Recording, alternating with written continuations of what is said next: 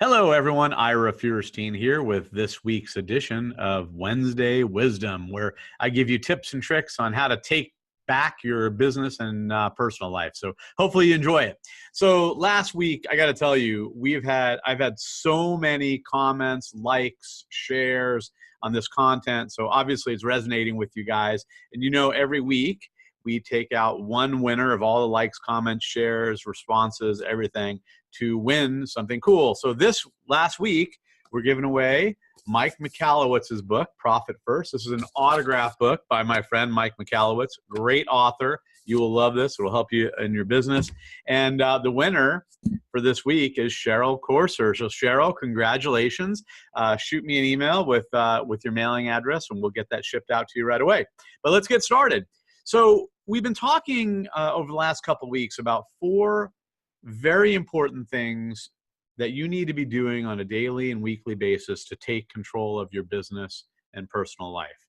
So step 1 was to set targets. I say targets, not goals, because goals don't mean anything. Targets are something you actually hit. So number 1 was the what. What are your targets? Having a minimum of 3 to 4 of those a week. Second thing that we talked about, which was last week, was why.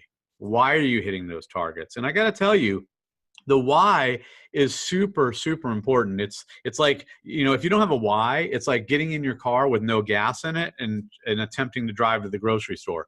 Not going to happen. So you got to have that fire in you. You got to have that why. Now, the third step is actually when, but I'm not going to go there yet. I want to talk to you about something a little bit different before we get to the when, which will be next week. And I think this will make a lot of sense for you. So I'm going to go ahead and share my screen here. And let's show you kind of what I'm talking about. So time management is super, super important, in life. Let me make my screen smaller here. All right. So you've got to really be able to understand what takes your time, what's worthwhile working on, and what's not worthwhile taking on.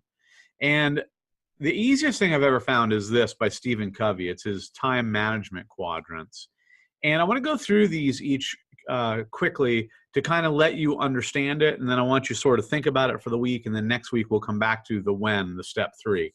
But you have 4 quadrants in time management. The first quadrant is in the upper left, which are things that are important and they're urgent. As you move to the right, you have things that are important, not urgent. Then you go down to the lower left, you have things that are not important and urgent. And in lower right, not important, not urgent. Now let's start with that lower right quadrant. Not important, not urgent. So you need to look at all the things in your life and determine which of these 4 quadrants do they fall in. Now, if things are not important and not urgent, those are things like trivia, trivial busy work, some emails that really aren't moving the needle forward, things like doing personal social media that aren't really moving the needle forward, some phone calls, maybe you can put those things off because they're not important, not urgent, time wasting activities, just having fun instead of like getting work done.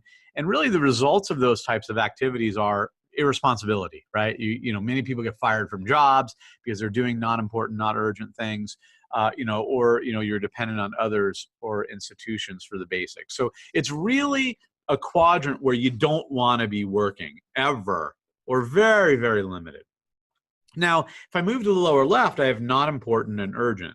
Now, this is a little bit different if you think about it. These are things that happen through the course of the day. It's almost like firefighting, right? But you're firefighting generally other people's issues. So it's things like being interrupted, with with phone calls that aren't helping you. Things like some meetings that you have, which, you're being part of meetings and really you shouldn't need to be. They're pressing matters, they're popular activities, but they're things that are pressing to other people. They're not urgent to you. Again, big disaster in personal and business life if you're working in this region. It results in, short-term focus. You're always crisis managing. It means, you're seeing goals, and your plans is worthless because you're not working on your own things. You feel victimized all the time. You feel out of control. You feel like you have shallow relationships with people. Believe me, I've been in this area many, many times in my career. It's not a good place to be. Now, moving up to the upper right, or let's go upper left. Important and urgent. Now you're starting to look at things that, hey, you've got to get done. Period. End of story. There may be true crises that you need to work on. They're pressing problems. You're deadline driven. They're absolutely 100% both important and urgent to do.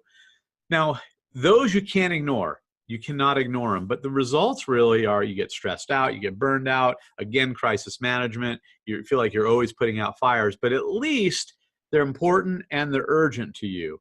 So it's okay that you're putting those out, and they must be put out. It's no different than, you walk into the backyard and you see a tree on fire in your backyard. It's important and urgent that you put that fire out. Because if you don't, guess what? It's your fire, it's on your property, and it's going to engulf your house at some point. So that's a pretty big area you're going to spend time in. You want to be knocking those out left and right. The most important quadrant, though, and this is the one that most people forget about, are things that are important, but they're not urgent to you right now. Think about that for a minute. They're important, but they're not urgent. So these could be things like relationship building with your family. Maybe you're having problems with your family and it's important that you handle it, but you're not taking it with a sense of urgency. Or you're recognizing new opportunities in your business, but you're not urgently acting on them. It's important, but you're not really doing it. Things like, your prevention and capability improving capabilities. Like one of the things that I really try to do in this Wednesday Wisdom is I want to learn stuff and then teach you about what I'm learning, right? So to me, it was important, not urgent. I've now moved it to the important, urgent area because I feel that important. It feels like it's that important to me. But quadrant 2 is where you will get the most bang for your buck. It's taking those things that are important, not urgent, and shifting them over to that important, urgent quadrant so you get them done and you work through the 4 steps I'm working you through on. And it's going to result in having vision and perspective and balance, discipline, control, few crises in your life. So I show you this because I want you to understanding the concept of where your day goes.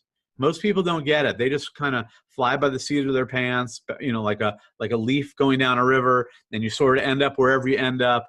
And at the end of the day, you end up doing the important, urgent, and the important, not urgent stuff, which aren't the needle movers. They're other people's needle movers or things that are not moving the needle at all for you. So be thinking about this. If you want, make up your own quadrant and start writing down, getting down in your head, okay, what are the things that I'm working on now that fit into these different areas?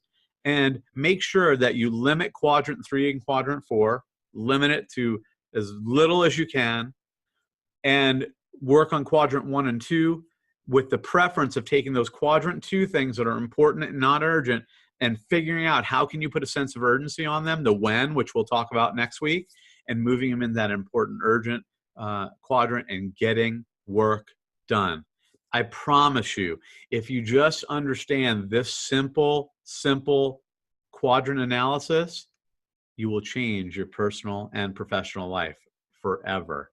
So thanks a lot. Make sure you like, comment, or share below, or send me an email back with what you think about this content. Hopefully you're enjoying it, and we'll put you in for another drawing next week when we talk about the when, step number 3. Thanks, guys. Have a great day, and we'll talk soon.